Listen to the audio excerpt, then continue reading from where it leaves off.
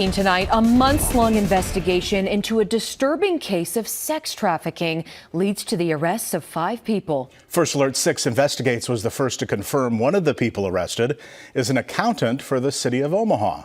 Today we learned from Omaha police a search warrant was served this morning at the city of Omaha Finance Department. One of their accountants, identified as this woman, 39-year-old Amy Hicks, was taken into custody. She's accused of several felony charges, including tax evasion, possession of child pornography, and keeping a place of prostitution. She's expected to appear in court tomorrow morning. And here's a look at the others arrested in this case. Thomas Falcon faces 7 charges, including sex trafficking of a minor. Douglas Jensen and Scott Nelson are each accused of possession of child pornography.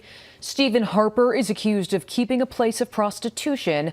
Harper is a registered sex offender from a previous conviction of possessing child pornography.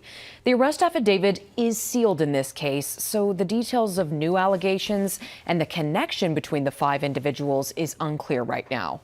Everyone but Scott Nelson is scheduled to appear in Douglas County Jail tomorrow morning. Now, Scott Nelson is expected in federal court in downtown Omaha tomorrow morning. The Council Bluffs man has been in custody for more than a year.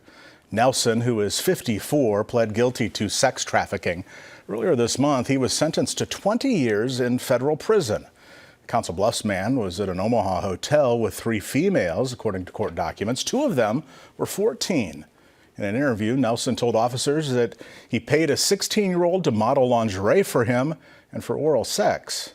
The 16-year-old said they met many times, but had to work around her summer school schedule.